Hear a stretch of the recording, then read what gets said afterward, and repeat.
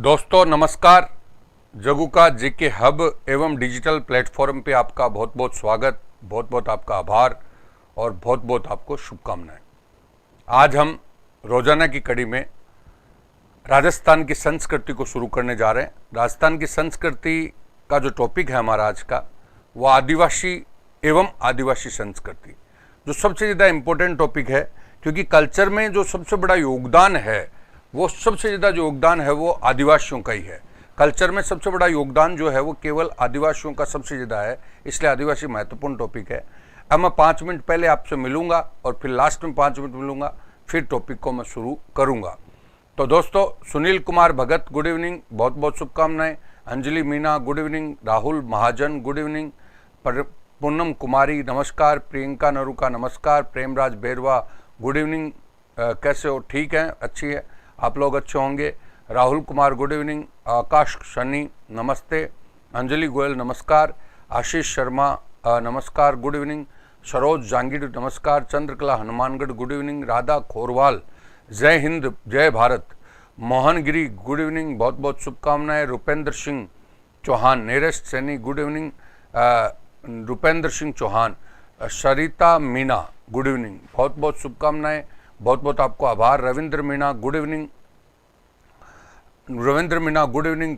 कमलकांत मीना जय जय जोहर, जय जोहर, जय हिंद, बहुत बहुत शुभकामनाएं, बहुत बहुत आपको आभार और बहुत बहुत धन्यवाद। राधा खोरवाल सर रीट का क्या हुआ अभी तक? वो मैंने आपको बताया, लगभग मैंने आपको बताया, पहले बताया कि भाई जनवरी फरवरी से कोई परीक्षा नहीं है। जनवरी परीक्षा, फरवरी से पहले परीक्षा नहीं होगी, आप तैयारी में लगे रहें, पूरा एकदम क्लियर आएगा तब वो बता देंगे। सर संस्कृत की क्लास क्यों नहीं लगती? संस्कृत की क्लास देखो, उसमें 2 पार्ट हैं, अंग्रेजी और कौन सा संस्कृत। तो पहले हमने 15 दिन संस्कृत की चलाई है, अब अंग्रेजी की चलाएंगे, और जो 2-4 दिन में अपना ऐप आ जाएगा उसमें दोनों क्लासें चलेंगी। Mukesh Yadav good evening. Pooja Sharma good evening. Mayank Gupta नमस्कार सर, नमस्कार, बहुत बहुत शुभकामनाएं आपको। और Mukesh Yadav good evening. Rizwan Khan good evening. Priyanka Saini sir, आज सर जी इंग्लिश की क्लास कब है? इंग्लिश की क्लास आपको टाइम टेबल दे रखा, उसमें कितने बजे है इंग्लिश की क्लास? जो है वो टाइम टेबल के अनुसार आप देख लीजिए, रोजाना डालते हैं टाइम टेबल, उसमें आप देख लीजिए। Vishal Gaur good evening. Priyanka Naruka good evening. Triveni Gujar, Sulochana Jat, Mukesh Yadav. REET weightage क्या होगा? वही 90-10 का चल रहा है अभी फाइनल। और प्रेमराज बेरवा थैंक यू। और चंद्रकला हनुमानगढ़ 11 बजे चंद्रकला बता रही है, 11 बजे इंग्लिश की क्लास है। और पीएस केमिस्ट्री स्टडी नमस्कार। Mayank Gupta sir, app Rajasthan history की क्लास भी चलेगी ना? बिल्कुल चलेगी, वो तो है ऐप पे। तो ऐप का मतलब है पूरा कोर्स, पूरा एकदम पूरा कोर्स, जैसे क्लास में होता है वो पूरा कोर्स होगा। राकेश चौधरी, प्रतिभा गोयल, राकेश चौधरी नमस्कार। राकेश मोहन गिरी लाइक एंड शेयर, बिल्कुल मेरा काम कर रहा मोहन, तो आप भी वीडियो को शेयर करें, लाइक करें और आगे बढ़ाएं, जिससे मोटिवेशन मिलता रहे। और बहुत बहुत आपको शुभकामनाएं। 2 मिनट में 1 मिनट आपको और दूंगा, 1 मिनट में आप जल्दी से जल्दी आ जाइए, फिर अपन शुरू करेंगे आदिवासी एवं आदिवासी संस्कृति। आदिवासी और आदिवासी संस्कृति के बारे में हम बात करेंगे, बिल्कुल क्लियर है। मैंने आपको बोला कि आदिवासी का टॉपिक इसलिए महत्वपूर्ण है कि आदिवासी संस्कृति के लिए जाने जाते हैं, और विशेषता आप देखते हो तो कुलदेवी हो, चाहे आपका नृत्य हो, अधिकांश टॉपिक आदिवासियों का ही पूछा जाता है। तो राजेंद्र रेगर गुड इवनिंग। रिजवान खान, सुरेश गौर, मनोज जोशी नमस्कार, बहुत बहुत आपको शुभकामनाएं, बहुत बहुत आपका आभार। जीतराम जाट, राधेश्याम सैनी, हेमंत वर्मा गुड इवनिंग, बहुत बहुत शुभकामनाएं। तो दोस्तों अब आ जाइए आप। तो हम आज का जो टॉपिक ले रहे हैं वो आदिवासी के परिप्रेक्ष्य में ले रहे हैं। ओवरऑल टॉपिक मैं आपको बताऊंगा, उसके बाद इसको शुरू करेंगे, देखिएगा। तो आदिवासी का टॉपिक आप देखिए।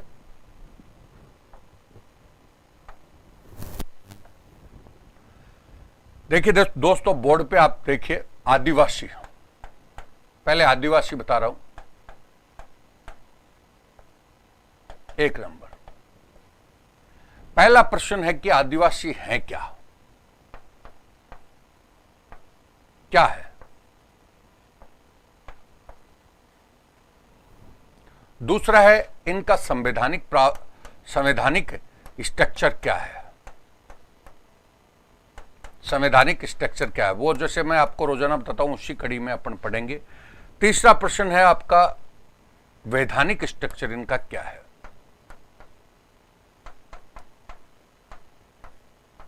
और चौथा है प्रशासनिक स्ट्रक्चर क्या है। प्रशासनिक क्या है। और फिर पांचवा हम बोलेंगे कि भौगोलिक स्थिति इनकी क्या है, भौगोलिक। और छठा आएगा सांस्कृतिक। कौन सा? सांस्कृतिक। भौगोलिक के बाद आर्थिक स्थिति, मतलब आर्थिक विकास के लिए इनका क्या किया गया है। मैं ओवरऑल टॉपिक जोड़ रहा हूं, आर्थिक विकास। और पांचवा बात है सांस्कृतिक कंसेप्ट क्या है, तो उसमें अपन सांस्कृतिक को पढ़ेंगे।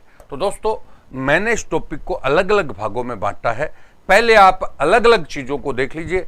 अब मैंने ओवरऑल एंगल बता रहा हूं जो केवल कल्चर का ही पार्ट नहीं है, ज्योग्राफी का भी पार्ट है, इकोनॉमिक्स का पार्ट वही है, कल्चर का पार्ट है, कॉन्स्टिट्यूशन का पार्ट है, सबका पार्ट है। तो मैंने बोला सबसे पहले तो हम पढ़ेंगे आदिवासी होते क्या हैं, पहला प्रश्न। दूसरा हम पढ़ेंगे इनका संविधान में क्या प्रावधान है।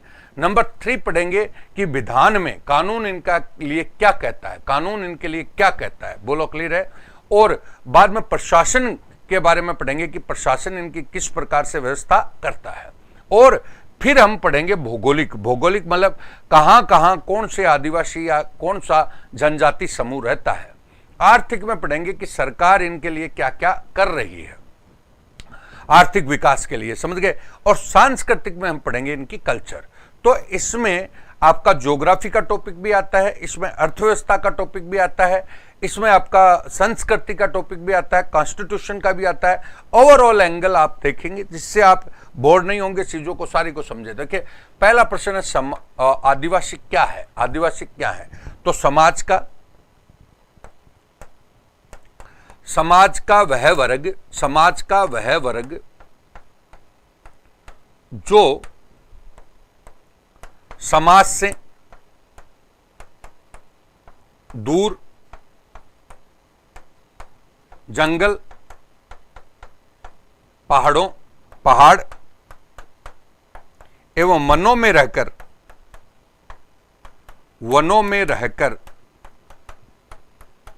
अपनी संस्कृति को अक्षुण्ण बनाए हुए है,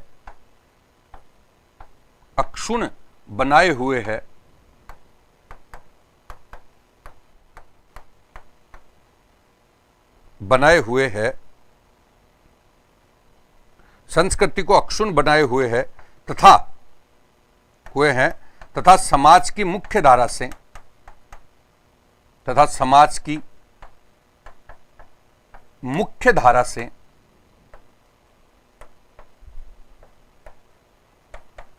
से वंचित हैं, वह आदिवासी कहलाता है। ये लो, यह आपका टॉपिक दिया है, ध्यान से समझ लीजिए। देखो ये क्वेश्चन एक तो आरएस में बोलो तो पूरा का पूरा मेंस में पूरा दे रखा है, सब परीक्षाओं को मैं लेके चल रहा हूं। तो देखिए आदिवासी सबसे पहले क्या है, ध्यान दीजिएगा तो आपको एकदम समझ में आएगा। समाज का वह वर्ग जो समाज से दूर, जंगलों में रहता है, पहाड़ों में रहता है, वनों में रहता है और अपनी संस्कृति को अक्षुण्ण बनाए हुए है, यानी संस्कृति को पूरी तरह से बनाए हुए है और फिर अलग रहने के कारण यह समाज की मुख्य धारा से क्या हो गया, कट गया। इसके लिए इसको क्या कहा गया है, आदिवासी कहा गया है। अब इससे देखो लॉजिकली एक बात समझ में आ जाएगी, जहां जहां वन है वहां सर्वाधिक क्या है, आदिवासी हैं। जहां वन है वहां सर्वाधिक क्या है, आदिवासी। उदाहरण बोलूंगा आपको, इंडिया में सर्वाधिक वन मध्य प्रदेश और मिजोरम में है। मध्य प्रदेश और कहां पर है, मिजोरम। तो इंडिया में सर्वाधिक आदिवासी मध्य प्रदेश और कहां पर हो गए, मिजोरम। हमारे यहाँ पे राजस्थान में सर्वाधिक वन आपका दक्षिणी राजस्थान में है। दक्षिणी राजस्थान में उदयपुर आ गया, प्रतापगढ़, चित्तौड़ वगैरह ये सब आ गए। तो सर्वाधिक आदिवासी भी आपका दक्षिणी राजस्थान में है। तो जहां पर जंगल वगैरह हैं वहां पर आपके आदिवासी ज्यादा हैं और वो अपनी संस्कृति का पूरा ध्यान रखते हैं और वो अलग थलग, वो दूर जंगलों में होने के कारण वो समाज की मुख्य धारा से वंचित हो गए। मुख्य धारा का मतलब होता है कि वो शिक्षा से, स्वास्थ्य से, इन सब चीजों से वंचित रह गए, इसलिए वो समाज क्या हो गया, पिछड़ गया। समझ गए? तो ये होता है आदिवासी। इनके बारे में मैंने सबसे पहले बताया। और भारतीय संविधान के आर्टिकल 366 में इसकी परिभाषा दी गई है। आर्टिकल कौन से में? 366 में इसकी परिभाषा दी गई है। तो दोस्तों थोड़ा सही ढंग से आप पढ़ोगे तो चीजें समझ में आएंगी। अब आता है संविधान। तो संविधान में आदिवासी, तो देखिए जो आदिवासी होता है उसको एसटी में, एसटी अनुसूचित जाति में, अनुसूचित जनजाति में लाया जाता है। किस में लाया जाता है? अनुसूचित जाति। तो आदिवासियों को अनुसूचित जाति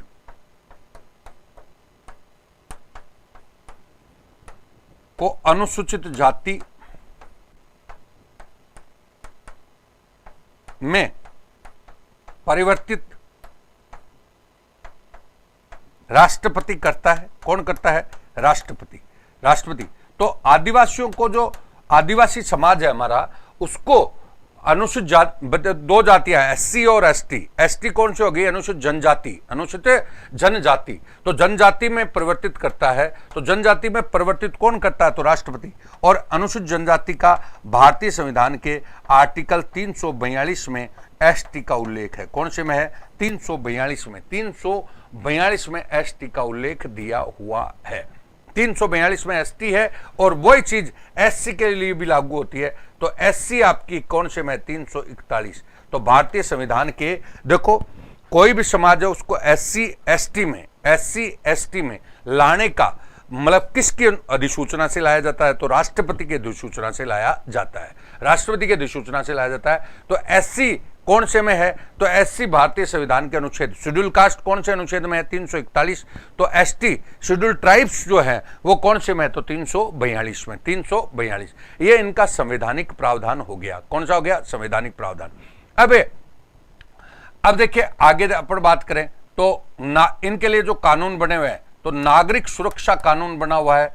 एक तो नागरिक सुरक्षा कानून बना हुआ है, नागरिक सुरक्षा कानून। तो नागरिक सुरक्षा कानून 1955 में बना। 1955 बताऊंगा। एससी एसटी अत्याचार निवारण अधिनियम, एससी एसटी अत्याचार निवारण अधिनियम, निवारण कानून, यह आपका बना अधिनियम 1989 में। अधिनियम कब बना? 1989। और अभी आपका इसको संशोधित किया गया है वो 2017 में। 2017 में। तो ये आपका टोटल कानून है, इनकी कानूनी प्रावधान है। कौन सा कानूनी प्रावधान है जो आपकी काफी चर्चित रहा? बोलो, क्लियर है क्या? तो वैधानिक नागरिक सुरक्षा कानून। नागरिक सुरक्षा कानून का मतलब समझते हो कि इनको समाज में बराबरी का दर्जा मिले, बराबरी का दर्जा मिले, यानी नागरिक को सुरक्षा मिले, हर स्तर पर बराबरी का दर्जा मिले। तो नागरिक सुरक्षा कानून बना हुआ 1955 में। 1955 बाद में इसी कानून को थोड़ा परिवर्तित किया गया, उसको बना दिया एससी एसटी अत्याचार निवारण कानून। एससी एसटी अत्याचार निवारण कानून का मतलब है कि एससी एसटी पर किसी भी प्रकार का जाति सूचक शब्दों का, कोई भी प्रकार का अत्याचार नहीं होना चाहिए। वो 1989। और अब इस कानून का कई बार दुरुपयोग होने लगा, तब सुप्रीम कोर्ट ने कहा कि इसको चेंज करो। तब एक संशोधित कानून और बना है वो 2017 में। 2017 में। तो ये टोटल आपका संवैधानिक और कौन सा प्रावधान है? वैधानिक। तो देखिए दोस्तों, सबसे पहले मैंने बताया कि आदिवासी होता क्या है। तो समाज का वह वर्ग जो समाज से दूर जंगल में, पहाड़ों में, वनों में रहता है और अपनी संस्कृति को अक्षुण्ण बनाए हुए है और समाज की मुख्य धारा से क्या है? वंचित है। वो कौन कहलाता है? आदिवासी। और आदिवासी की जो परिभाषा दी है, या एसटी की जो परिभाषा दी है, वो कौन से अनुच्छेद में दी है? 366 में। और संवैधानिक रूप में बोलें तो एससी हो चाहे एसटी हो, उसको मतलब आदिवासी या दलित वर्ग को एससी एसटी में जो कन्वर्ट करने का काम करता है वो कौन करता है? राष्ट्रपति। और राष्ट्रपति उस सूची में लाता है उसको। और ये एससी कौन से में अनुसूची में है? तो एससी आपका 341 में है। और एसटी कौन से में है? 342। एससी एसटी की सुरक्षा के लिए नागरिक सुरक्षा कानून बना हुआ है। नागरिक सुरक्षा कानून बना हुआ है, और कब बना हुआ 1955। SC/ST अत्याचार निवारण कानून कब का बना हुआ है 89 का, और संशोधित कब हुआ तो 2017 में। बोलो क्लियर है क्या? ये आपका टोटल कॉन्सेप्ट है आदिवासियों का। तो हमने क्या बताया, बाद में संवैधानिक बताया, बाद में वैधानिक बताया, और अब हम इसका प्रशासनिक प्रावधान बता रहे हैं। कौन सा? प्रशासनिक। बाद में भौगोलिक और आर्थिक, और कौन सा आ जाएगा? सांस्कृतिक। तो देखिएगा प्रशासनिक प्रावधान में एक बार आ जाइए, तो देखिए प्रशासनिक प्रावधान,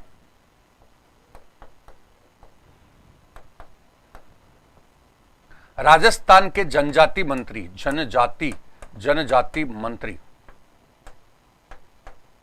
अर्जुन बामनिया हैं, अर्जुन सिंह बामनिया। अब इनके अनेक संस्थान काम करते हैं, उनके बारे में आपको बता रहे हैं, ध्यान दीजिए। देखो, नंबर 1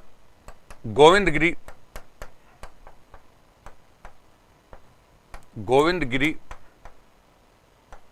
आदिवासी विश्वविद्यालय,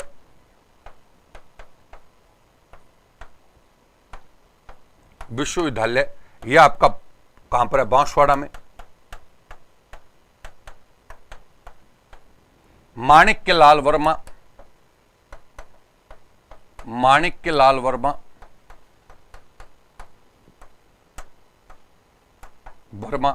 आदिम जाति शोध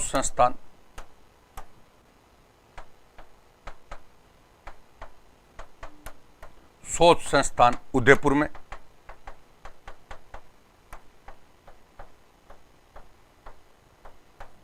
वनवासी कल्याण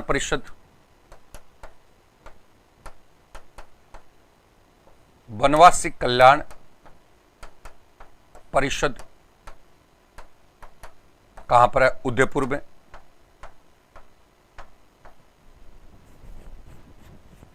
बाद में आपका है राष्ट्रीय आदिवासी संग्रहालय,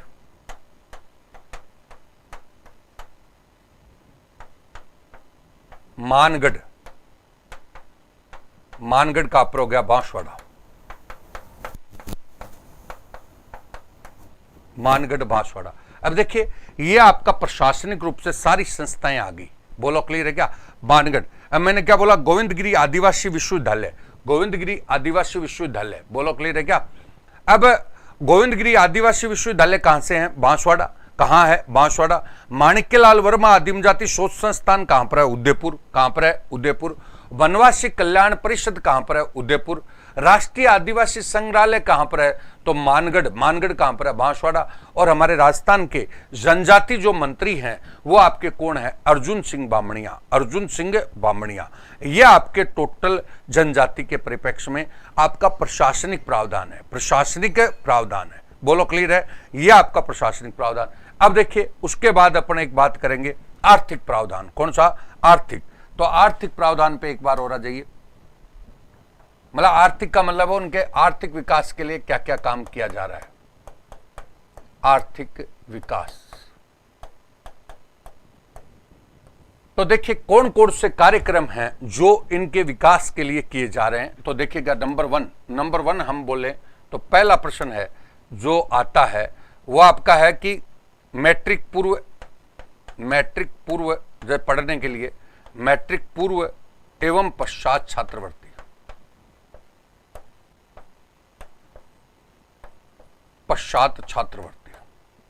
मतलब मैट्रिक पूर्व एवं पश्चात छात्रवृत्ति, यानी मैट्रिक से पहले और मैट्रिक के बाद तो मैट्रिक पूर्व एवं पश्चात छात्रवृत्ति दी जाती है।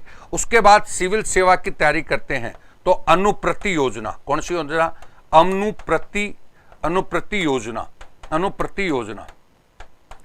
अनुप्रति योजना 2006। और ये सिविल सेवा की तैयारी हेतु सहायता,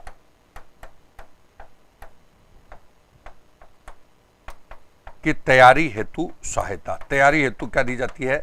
सहायता। तो सिविल सेवा की तैयारी हेतु SC/ST को सहायता दी जाती है। कई बार क्वेश्चन आ गया, बिल्कुल क्लियर है क्या? तो कई बार तो मैट्रिक पूर्व एवं पश्चात छात्रवृत्ति दी जाती है।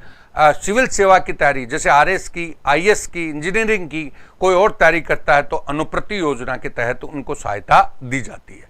और बाद में है आपका अपने नाम सुना जनजाति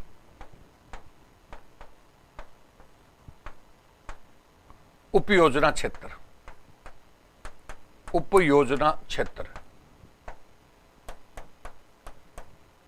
1974, जिसमें आपका बोला है कि भाई इसको टीएसपी भी बोलते हैं। कौन सा? टीएसपी। टीएसपी तो जनजातीय उपयोजना क्षेत्र कब बनाया गया? टीएसपी ट्राइबल सब प्लान कब बनाया गया? 1974 में। 1974 में तो बोलो 1974 में आपका ट्राइबल सब प्लान बनाया गया। ट्राइबल सब प्लान बनाया गया, ट्राइबल सब प्लान बनाया गया जनजातीय उपयोजना क्षेत्र। बोलो क्लियर है क्या? और जनजातीय उपयोजना क्षेत्र ट्राइबल सब प्लान बनाया गया, वो किसके लिए बनाया गया दोस्तों? बोलो। तो वो इसके लिए बनाया गया ट्राइबल सब प्लान कि जो जनजाति में और पिछड़ा हुआ लोग हैं उनका विकास कैसे हो। बिल्कुल क्लियर है। तो जनजातीय उपयोजना क्षेत्र आ गया। और जनजातीय उपयोजना क्षेत्र के बाद इसी के अंतर्गत टाडा और माडा, मतलब टाडा और कौन सा बना? माडा। Tada tribal area development agency, एक मॉडिफाइड एरिया, आपने नाम सुना हो तो ट्राइबल एरिया डेवलपमेंट एजेंसी। तो एक तो टाडा और एक क्या है? माडा। ये है कि जनजाति 1000 से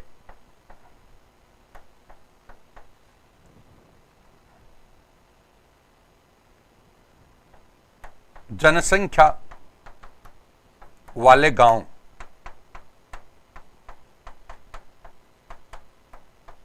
50% एसटी। यहां पे 500 की जनसंख्या, 500 की जनसंख्या वाले गांव में 50% एसटी। ये आपका ध्यान दीजिएगा, मैं वापस बोल रहा हूं, ये प्रोग्राम चला, ध्यान दीजिएगा। देखिए जनजातीय उपयोजना क्षेत्र, जनजातीय उपयोजना क्षेत्र कब बना? मिला टीएसपी। टीएसपी क्या है? तो मैंने कहा 1974 में बना। ये इसलिए बना कि जनजाति में जो और पिछड़ा हुआ वर्ग है या क्षेत्र पिछड़ा हुआ है उस क्षेत्र का डेवलपमेंट कैसे किया जाए। तो ये आपका आया। इसी के तहत एक आया टाडा। कौन सा? टाडा। टाडा में क्या है? तो टाडा में क्या है? Tribal area development agency. Tribal area development agency है। तो ये 1000 की जनसंख्या वाले जो गांव हैं उनमें 50% अगर एससी है, एसटी है, तो उसको टाडा घोषित कर दिया। क्या घोषित कर दिया? टाडा। और 1978 में माडा बनाया, मॉडिफाइड एरिया डेवलपमेंट एजेंसी। समझ गए? तो 500 की जनसंख्या वाला जो गांव है उसमें 50% एसटी है, तो उसको माडा घोषित कर दिया। उनका विशेष विकास किया जाएगा, उनका विशेष विकास किया जाएगा। यह आपका किया गया। उसके बाद में अगर आप आगे बढ़ते हो तो शहरिया विकास कार्यक्रम, शहरिया जनजाति है तो शहरिया विकास कार्यक्रम, शहरियाओं का विकास कार्यक्रम चलाया गया।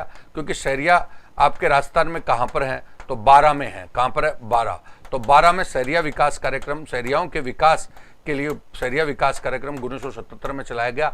इसी में जैसे हमारा आंगनबाड़ी कार्यक्रम होता है वैसे माँ बाड़ी कार्यक्रम, कौन सा कार्यक्रम? माँ बाड़ी कार्यक्रम, माँ बाड़ी कार्यक्रम चलाया गया। कौन सा? माँ बाड़ी कार्यक्रम चलाया गया। तो शहरिया विकास कार्यक्रम कब चला? 1977 में। माँ बाड़ी कार्यक्रम का मतलब है पोषण के लिए, जैसे हमारे आंगनबाड़ी होते हैं तो शहरिया वाले क्षेत्र 12 में ये क्या होते हैं? माँ बाड़ी कार्यक्रम होते हैं। कौन से? माँ बाड़ी। और युवा उद्यमिता को प्रोत्साहन करने के लिए, युवा उद्यमिता, तो stand up India, stand up India ये केंद्र सरकार का प्रोजेक्ट है।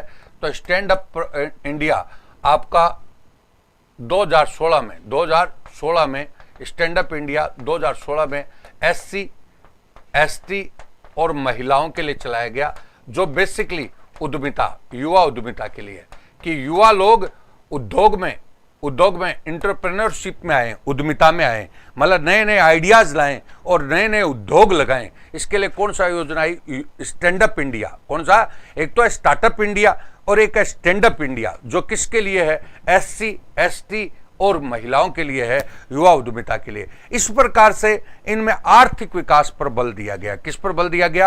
आर्थिक विकास पर बल दिया गया। दोस्तों ये आपकी क्या है? आर्थिक विकास से जुड़ी हुई योजनाएं भी हैं। बोलो क्लियर है?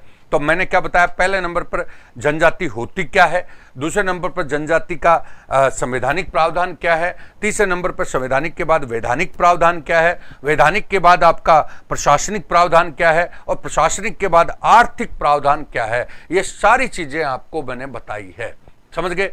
अब आप आइए, अब एक बात आपको और बताना चाहते हैं कि जो टॉपिक है अपना कौन सा, भौगोलिक। कौन सा, भौगोलिक, यानी कहां पर कौन सी जनजाति रहती है। तो भौगोलिक देखिए, भौगोलिक राजस्थान में, पहले ये भी आपका क्वेश्चन आता है, भौगोलिक भी आपका राजस्थान में क्वेश्चन पूछा जाता है। देखिए मैं आपको बोलना चाह रहा हूं, अगर आरएस का पेपर उठाते हो, ध्यान दीजिए, आरएस का पेपर उठाते हो तो आरएस में बकायदा SC ST विकास इकोनॉमिक्स में दे रखा है, ज्योग्राफी में दे रखा है, SI में दे रखा है, आपका इसमें SCF में दे रखा है, सभी आपके पोस्ट पटवारी वगैरह में सब में आता है, सबसे इंपॉर्टेंट टॉपिक है। तो देखिएगा भौगोलिक में सबसे बड़ी जनजाति जो है वो आपकी कौन सी है जनजाति। पहला प्रश्न तो आपको बता देता हूं, SC ST दोनों, SC और ST, SC प्लस ST, इन दोनों का जो प्रतिशत है हमारे यहाँ पे वो 31.3% जनसंख्या है। कितनी परसेंट जनसंख्या है टोटल का, 31.3%। इसमें 17.8 तो है SC और 17.8 तो है ST और 13.5 क्या है ST। ये लो, तो मैं वापस बोल रहा हूं, राजस्थान में बोलो, क्लियर है क्या, राजस्थान में SC ST का टोटल परसेंटेज कितना है, तो 31.3, यानी कुल जनसंख्या का 31.3% आपकी SC ST है। उनमें से 17.8 क्या है SC है और 13.5 क्या है ST है। यह आपका आरएस में क्वेश्चन आया। अब मैं बोल रहा हूं, वैसे बता रहा हूं, SC आपकी सबसे ज्यादा बीकानेर खंड में, यानी गंगानगर में आपकी सबसे ज्यादा SC है। SC कहां पर है, गंगानगर। और ST आपकी कहां पर है, उदयपुर प्रतापगढ़, उदयपुर और कौन सा हो गया, प्रतापगढ़, चित्तौड़, इनमें आपकी क्या है ST है। अब मैं बोलना चाह रहा हूं एक बार, सॉरी बांसवाड़ा, मतलब कौन सा हो गया, बांसवाड़ा। तो देखिए प्रतापगढ़, एक बार ध्यान दीजिएगा, बांसवाड़ा प्रतापगढ़। अब मैं थोड़ा लॉजिकली आपको बात बता दूंगा, ये बहुत बार क्वेश्चन आता है, ध्यान दीजिए। अभी मैंने क्या बोला, जनजाति की हमारी परिभाषा क्या थी। जनजाति की परिभाषा ये थी कि वह समाज का वह वर्ग जो समाज से दूर जंगलों में, पहाड़ों में, वनों में रहता है और समाज की संस्कृति को बनाए हुए है और समाज की मुख्य धारा से क्या हो गया, कट गया, वह क्या कहलाता है, आदिवासी कहलाता है। तो आदिवासी के बारे में हमने बताया। अब आदिवासी को एक बार फिर बता रहा हूं, अब मैंने क्या बोला, जहां जहां वर्षा अधिक होगी, वहां क्या होंगे, वन होंगे, और वन होंगे वहां आपके क्या होंगे, आदिवासी होंगे। बोलो, क्लियर है। तो बोलो, राजस्थान में सर्वाधिक वर्षा कहां पर होती है, तो दक्षिणी राजस्थान। कहां पर है, दक्षिणी राजस्थान। और सर्वाधिक वर्षा होती है तो सर्वाधिक वन भी कहां पर है, तो दक्षिणी राजस्थान। और दक्षिणी राजस्थान तो सर्वाधिक आदिवासी भी कहां पर है, तो दक्षिणी राजस्थान। तो दक्षिणी राजस्थान में सर्वाधिक आदिवासी उदयपुर है, बांसवाड़ा है, प्रतापगढ़ है, चित्तौड़ है, तो वहां पर ही तो वन है और वहां पर ही क्या है, आदिवासी। अब देखिए, आप धीरे धीरे दक्षिण से उत्तर की ओर आओगे,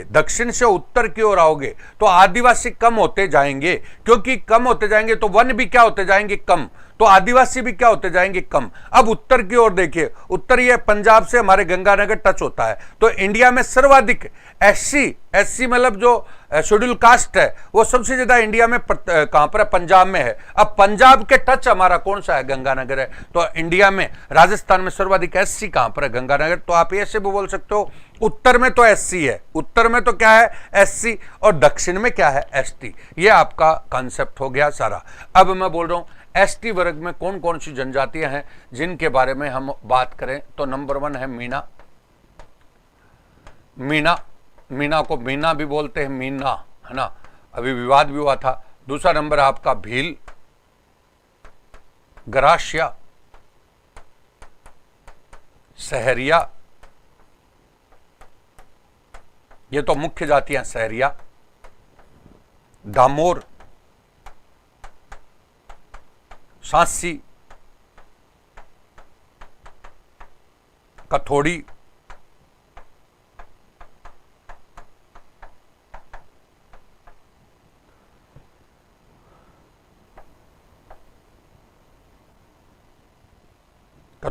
हो गया। उसके बाद खेरवा, दामोर, दामोर आगे लिख रहा हूं। अब देखिए मीणा जाती है, पहली नंबर कौन सी है? मीणा।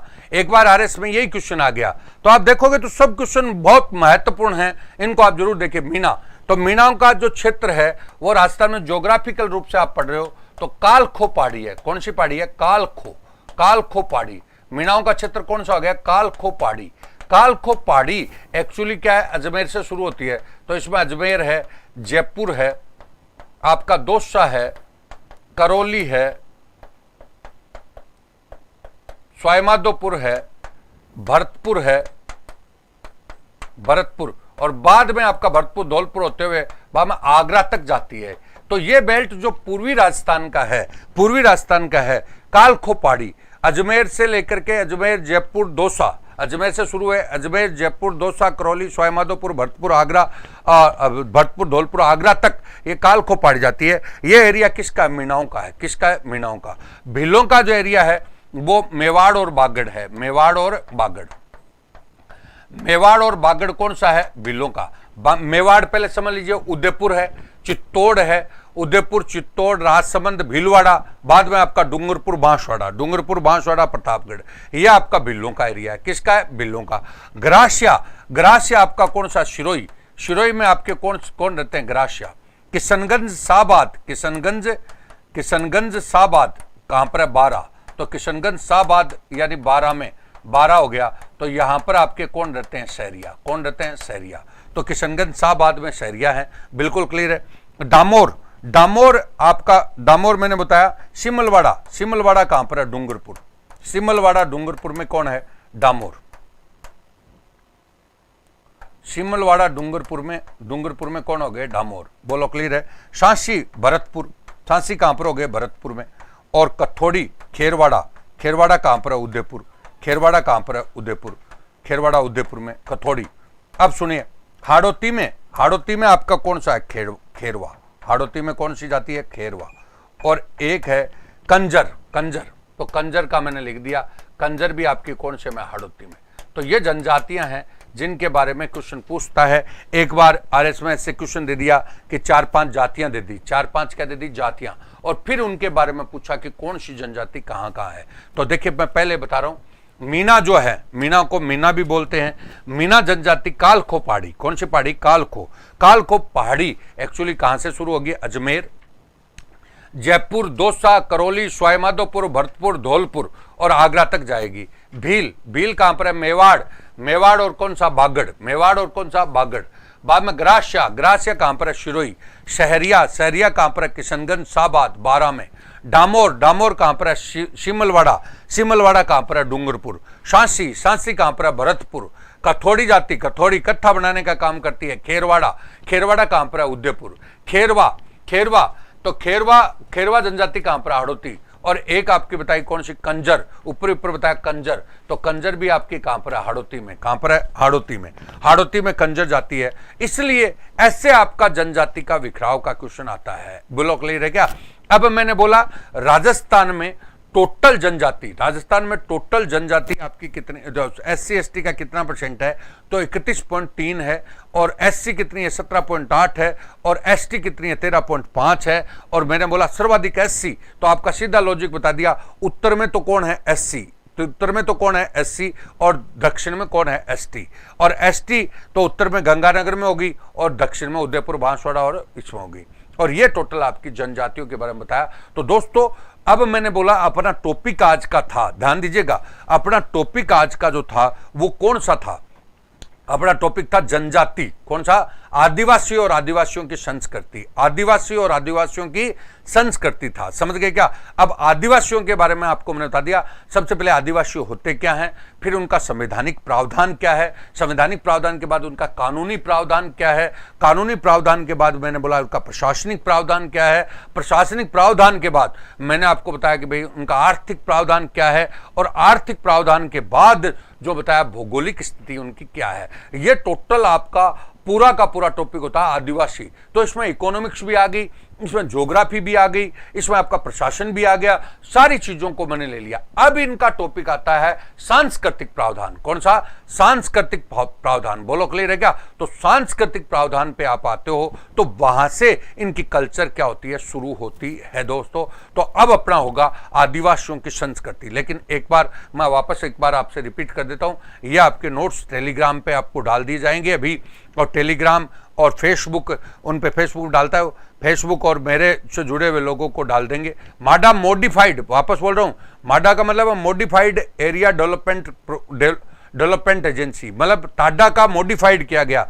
टाडा में तो 1000 की जनसंख्या पर 50 लोग 50% थे, तो उनका विशेष विकास किया जा रहा है। और माडा में 500 की जनसंख्या पर 50 यानी 250 वाले गांवों का विकास किया जा रहा है। तो ये टोटल है। अब देखिए एक बार दोस्तों देख लीजिए 2 मिनट के लिए। आर्थिक विकास में मैंने बता दी, मैट्रिक पूर्व और पश्चात छात्रवृत्ति, अनुप्रति योजना सिविल सेवा की तैयारी के लिए, जनजाति उप योजना टीएसपी कब आया? 74 में। कौन सा? 74। और मैंने बोला टाडा और माडा आ गया इसके तहत, तो इनका विशेष विकास किया जाता है। शहरिया विकास कार्यक्रम कब आया? 1977 में। इसी के तहत कौन सा कार्यक्रम चलता है? माँ बाड़ी। और मैंने बोला स्टैंड अप इंडिया, ये युवा उद्यमिता के लिए आया। ये आपको टोटल बताया। उसके बाद आप देखिए प्रशासनिक, जनजाति मंत्री हमारे कौन है? अर्जुन सिंह बामणिया हैं। गोविंदगिरी आदिवासी विश्वविद्यालय कहाँ पर है? तो बांसवाड़ा में। माणिक्यलाल वर्मा आदिवासी शोध संस्थान कहाँ पर है? तो उदयपुर में। वनवासी कल्याण परिषद कहाँ पर है? तो उदयपुर में। राष्ट्रीय आदिवासी संस्थान कहाँ पर है? संग्रहालय कहाँ पर है? तो मानगढ़ बांसवाड़ा में। ठीक है, आगे बढ़िए। आदिवासी होता क्या है? तो आर्टिकल 366 में, आर्टिकल 366 में आदिवासी की परिभाषा दी है कि समाज का वह वर्ग जो समाज से दूर, जंगल पहाड़ों वनों में रह करके और समाज की मुख्य धारा से जुड़ा नहीं, कटा हुआ है और समाज की संस्कृति को बनाए हुए है, वह कौन सा होता है? आदिवासी। संवैधानिक रूप से प्रावधान मैंने बोला, एससी का प्रावधान कौन से में? 341 में। और एसटी कौन से में? 342 में। 342। और वैधानिक में मैंने आपको बताया नागरिक सुरक्षा कानून, इनकी सुरक्षा के लिए जो बना हुआ है वो आपका कौन सा हो गया? बोलो, नागरिक सुरक्षा कानून बोलिए। तो 1955। उसी को बाद में SC ST अत्याचार निवारण अधिनियम बनाया 1989 और उसको संशोधित अभी 2017 में किया, जो अभी हाल में भी सुप्रीम कोर्ट में क्या रहा है? चर्चित रहा है। तो ये दोस्तों मैंने आदिवासी के परिप्रेक्ष्य में बताया। किसके परिप्रेक्ष्य में बताया? आदिवासी।